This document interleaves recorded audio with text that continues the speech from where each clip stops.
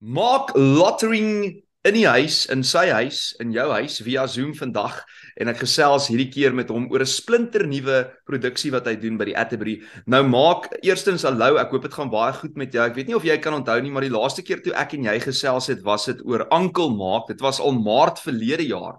En dit was toe 'n reuse Wow. sukses by die Atterbury Theater uitverkoop. Ek dink jy het iets soos 2 vertonings gehad. Jy moes weer terugkom, maar weer in Pretoria. Wow, was ek al Uncle Mark tyd, nou is ek seker Godfather Mark. Maar ek is weer terug by die Atterbury Theater in Pretoria want die mense daar, die ondersteuning is baie groot. And ons soek maar altyd die geld om te help met die band. So want die laaste keer toe ek en jy gechat het, I think I was still renting en ek praat nou hier oor in die show. Nou het ek 'n huis gekoop in Woodstock in Wow. Cape Town. So the bills must be paid, my friend. Ek is nou 'n groot mens. Finally. So I'm very happy to be coming to Atterbury Theatre Pretoria. En ek praat oor al hierdie goed in die show. Jy weet, as ek my stand-up shows doen wat vir my baie goed werk, is om net vir mense te sê wat aangaan in my lewe. Hmm. And so a lot has happened in between Uncle Mark and up until now, and so I wrote that musical. So ek praat oor al hierdie goed in die show. So I wrote that musical. Dit is nou jou splinternuwe stand-up comedy show. En ek het ook gesien net na die onlangse spogtreffer ook Anti-Mill, Things Get Real, gesien deur meer as 40,000 mense plus. Was dit nou die derde musiekblyspel wat deur jou geskryf is? Ja, ek weet nie of ek 'n vierde een gaan skryf nie, want dit vat redelik baie wyn om net een te skryf. So jy kan jou voorstel hoeveel bokse wyn as jy kom by die derde een. So ek dink nogal is 'n trilogy. En Anti-Mill, die musiekblyspel en die karakter, mense is so lief vir die karakter en die ondersteuning is so groot en ek is tog so bly because I got carried away one day and I'm sure I was sober toe het ek 'n tattoo Anti-Mill op my arm. En toe ek die volgende dag wakker word en ek sien ek het hierdie ding gedoen, toe dink ek, well, this had better be successful because tattoo removals are hectic. But I thought because, Francois, I wrote the character 20 years ago en hierdie karakter is so goed vir my al hierdie jare and I thought, well, it's part of my life. It's also based on my mother, the character. So, she's always with me on stage when I'm doing it. So, ek het hierdie musicals geskryf, die eerste een, die tweede een en dan die derde een and it got good, better, best. And that's the way life should go. And maar vir my, waaroor ek ook praat in die show, coming from the world of being alone on stage, being a stand-up comedian, suddenly, as jy nou in 'n musical en nou so 20 mense om jou as 'n live band, akteurs, dansers, en ek het hierdie play geskryf met oorspronklike songs, award nominated, might I tell you. And it's a different experience. Want skielik is al hierdie mense om jou and it's no more that lonely. So in the show now, I talk about what it's like to be a lonely comedian as opposed to what it's like being on a full stage with all these people. Maar die lekker ding om alleen te wees, when you take that bow, Francois, dan sit jy staan daar and you come up again and you think, I am not sharing this check with anybody tonight. It's alles myne, because it's a one-man show. But then the beautiful thing about having so many people around you, there's just another vibe on the stage. So ek praat baie oor dit ook. And so the interesting thing is the comparison between the two. And then while I was writing the show, so much has happened in South African life. Want die conversations nou wat ons het by 'n braai is nou, my broer, het jy 'n connection vir 'n inverter? Het jy 'n connection vir solar panels? En nou het ek ook 'n inverter by die huis. And the thing is, nobody actually knows how inverters really work. Selfs die elektriesien wat by jou huis was, by die electric board, hy weet ook nie wat hy doen nie. Hy het net 'n klompie drade in sy mond. Hy wys so 'n bietjie cleavage agter to try and look in charge. Maar jy kan sien die man sukkel. He's also playing the guessing game. So I talk a lot about that in the show and how my experience went with the inverter and general South African life. Our lives are never boring. I mean, there we off to Poland with an aeroplane full of guns to have peace talks. So that's baie om oor te chat. Ja, inteendeel. Ek onthou verlede keer toe jy op die verhoog was hier in Pretoria, was een van die gesprekke die looting en hoe daai ou daai TV in die kar probeer indruk het en kyk net waar is ons nou skaarse 'n jaar later of 'n jaar en 'n bietjie later, maar dan in hierdie nuwe solo stand-up vertoning maak, deel jy nou van Suid-Afrika se gunsteling skreeu snaakse stories want ons moet maar lag oor die ernstige dinge. Yes. En dit is altyd so fascinerend om te sien hoe jy weet, hierdie wêrelde waar ons almal aangewoond is met die verskillende kulture, maar nog steeds wat ons almal in gemeen het, by mekaar uitbring op die verhoog. So sê gou vir my, wie vervaardig hierdie ene saam met jou? Anwar McKay. And he's been my producer on most of my shows. So Anwar's been the director and the producer on the stand-up shows for a while now. I think it's important to have a director for every show.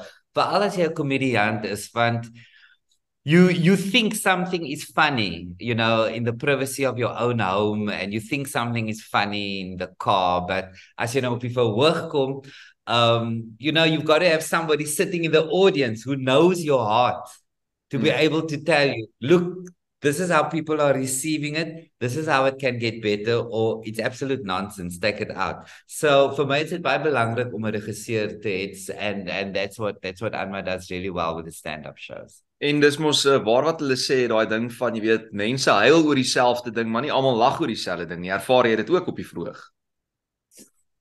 Ja, maar kyk Francois, die instruksie, ek was gisteraand op die verhoog, hier's 'n comedy festival heidaglik aan in die Kaap. En toe sê ek vir die ouens voor ek opstap, want daar was seker so 6 komediante op die verhoog, maar dan sê ek vir hulle, when it's my turn guys, turn the lights as low as possible. Ek wil vir niemand sien nie, want in my kop glo ek almal skreeu van die lag. And that's all that I'm prepared to accept. Dit gooi vir my, as ek moet sien, hier sit die vrou in Rowdy en sy kyk net vir my aan en sy dink, this is the wrong comedian I booked for. Ek het gedink ons gaan kyk vir Nathaniel. And then they just stare at you. So I prefer for the lights to be down, because when the lights are low, I can pretend that everybody's smiling, and I can also pretend that everybody's colored, and then I feel that I'm at home. You feel at home. Maar maak 'n laaste vraag. As 'n komediant sou jy sê jy voel baie keer jy het ook maar groot verantwoordelikheid om te praat oor die politiek en wat sosiaal aangaan in die wêreld, en wat se tipe verskil dink jy maak dit om daai spieël op te hou vir die gehoor en hulle self te laat sien sonder om die lewe te ernstig op te vat, maar jy weet jy poke half die bear, maar in 'n komiese manier.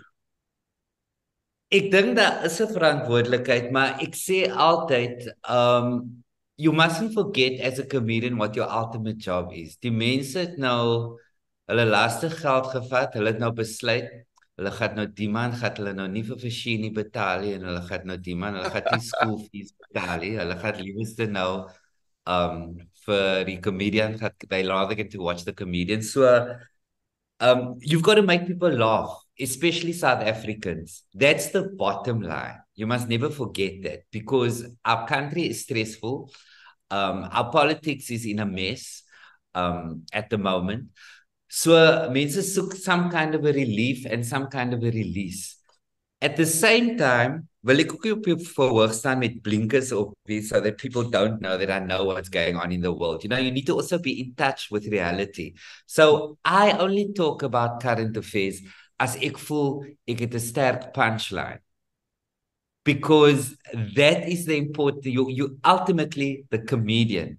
You're not the news anchor. People can turn on their TV, they can turn on their radio to listen to the news, but when it comes to the comedian, if you are going to be talking about current affairs, if you are going to hold up a mirror, make sure that it's good satire, and ultimately for me, you know, it's about having people scream with laughter, you know, because like last night on stage to say, jy weet vir my, ek is soos baie mense daar, ek wil hierdie land moet werk, ek wil hier alles moet weer wees soos die Rainbow Nation, I go back to that, and then my heart broke because ek lees toe Andre de Ruyter se boek, Truth to Power, and there's so much corruption, and my heart broke because I want good things for the country. Ek dink, you know, ons bly in 'n land vol skelms, and I had to take a moment, and then I had to take a moment and put my phone off because I was reading the book on WhatsApp illegally.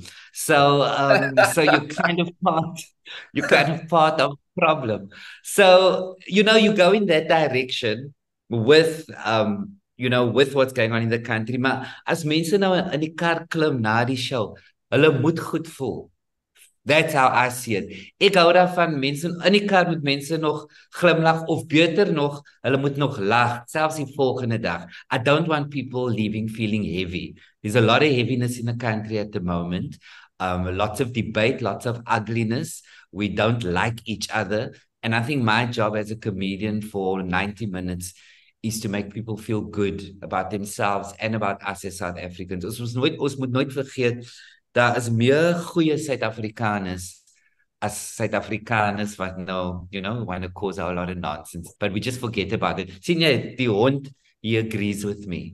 Die hond stem saam en ek stem saam. Een ding wat een goeie ding wat ook nog uit Suid-Afrika kom is Marc Lottering.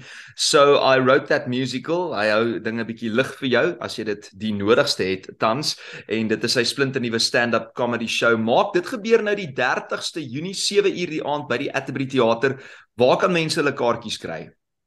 Oh, is dit nog al 7 o'clock? Nice and early. Ek hou daarvan. Kan ek nog terug gaan hotel toe 'n bietjie Netflix kyk en so.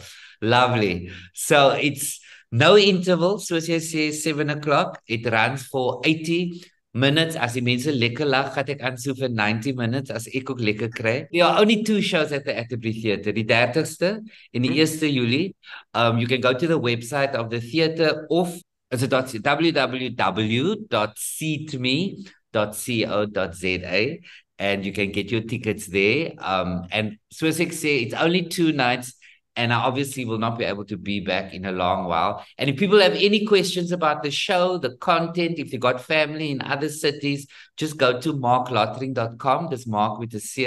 Go to marclottering.com. All the details are there about the show and about where you can see me and the times and everything. Dankie vir die reminder, Francois, dat dit 7 o'clock is. Wow, Maak dis 'n groot plesier, amper mis jy jou eie show, maar ons is bly jy's terug in Pretoria die 30ste Junie en die 1ste Julie. Jy sien jy's so gewild nou deesdae in Pretoria. Jy kan nie meer net een show boek nie, jy moet ten minste 2 of meer. So ons sien uit om jou weer hier te sien by die Atterbury Theater 7 uur die aand. Onthou nou, lekker vroeg. Marc Lottering op die verhoog. Een van daai 2 aande kry jy kaartjies op seatme.co.za en mark my words, hierdie een gaan weer eens een wees vir die boeke. Marc, dankie. Look at you. Dankie. Dankie vir jou tyd, Marc. Ons chat gou weer. Goed gaan. Cheers. Dankie, Francois. Bye.